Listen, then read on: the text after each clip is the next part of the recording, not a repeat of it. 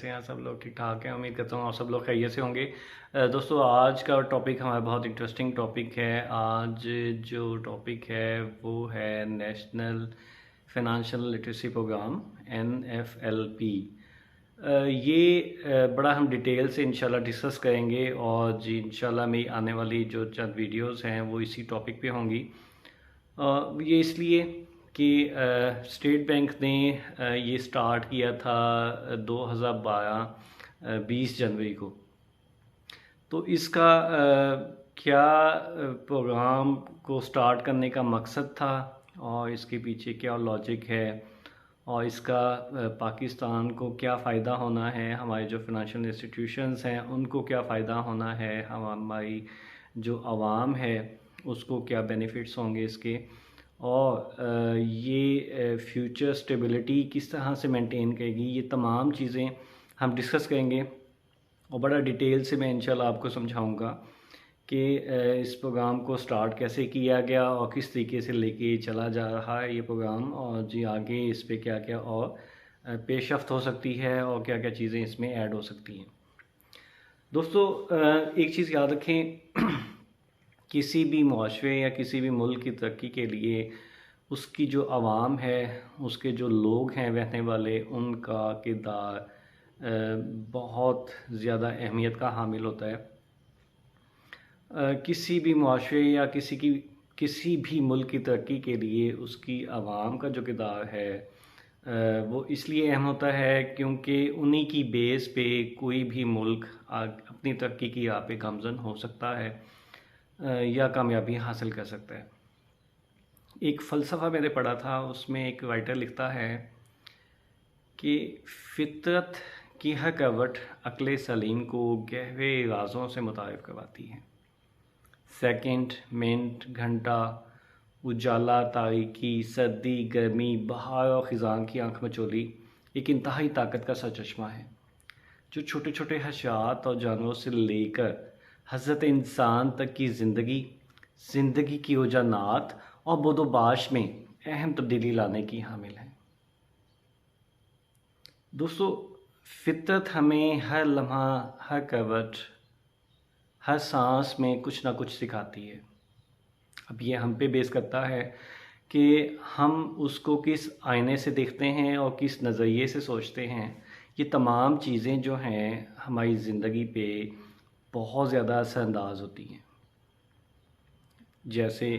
हर मौसम हमारे मूड को चेंज कर देता है, सेम इसी तरीके से हमारी सोच हमारे मूड को भी तब्दील करती है, हमारी रहने की ज़िंदगी के तौर तरीके भी तब्दील करती हैं और हमारी ज़िंदगी में तब्दीलियाँ भी लाती है। एक चीज़ याद रखें कि जितने भी तरक्की याफ्ता मुल्क हैं, अगर आप उनको एनालिसिस करें, उस पर कुछ सोचें या उसको रिसर्च में लेके आएँ, अपनी स्टडी में लेके आएँ, तो आप देखेंगे कि पहले बदलाव आया वहाँ के रहने वाले लोगों में, वहाँ की आवाम में, उनकी सोच में तब्दीली आई। जब आवाम और उनके उस मुल्क के रहने वाले लोगों की सोच में तब्दीली आई तो तब जाके उस मुल्क में तब्दीली आना शुरू हुई और उसी तब्दीली की बिना पे थोड़ा थोड़ा चलते हुए तरक्की की राह पे गामज़न होते हुए वो मुल्क आज उस मेयार पे खड़ा है, उस लेवल पे खड़ा है कि जिसे हम तरक्की याफ्ता मुल्क कहते हैं। उसमें चाहे आप अपने नज़दीकी जितने भी ममालिक हैं,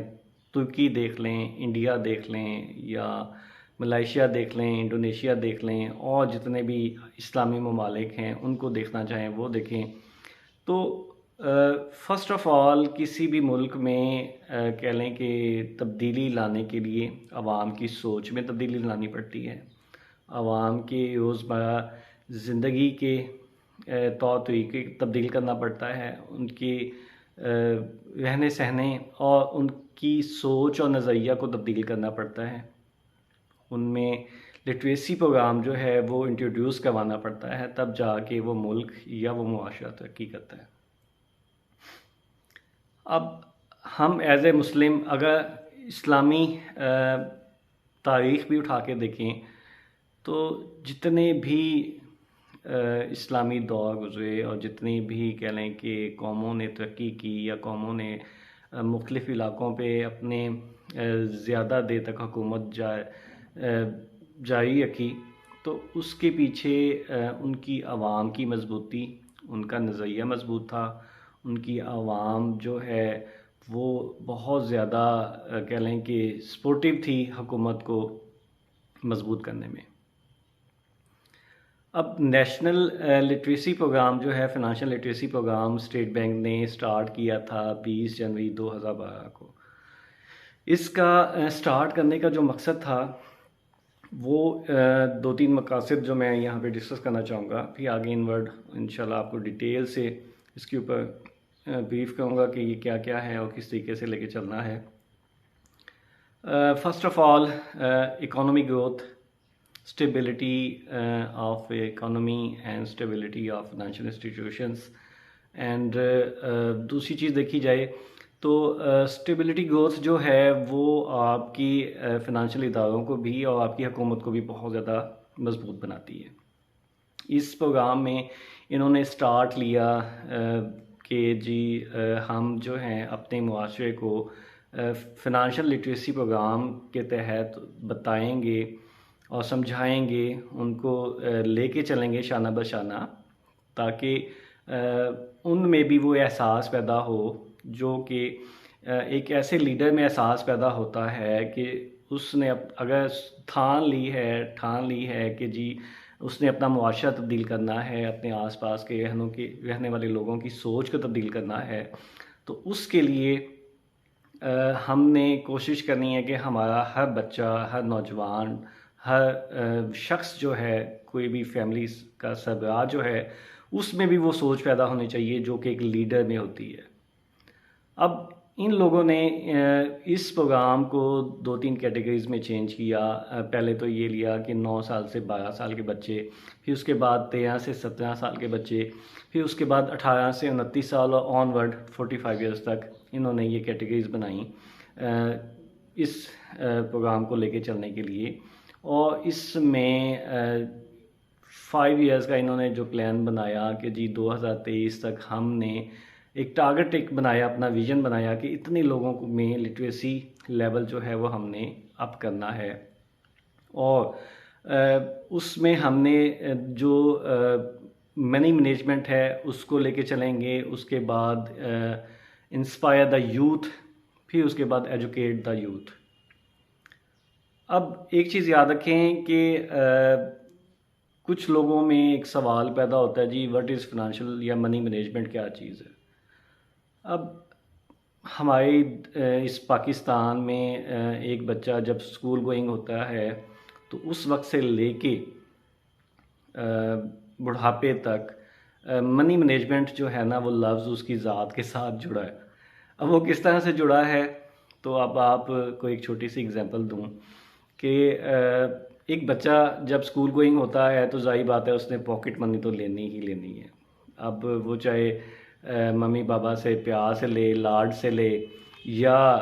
गुस्से से ले कि जी मुझे दें, मैंने जाके दोस्तों के साथ खाना पीना है, ब्रेक टाइम में कुछ ना कुछ मैंने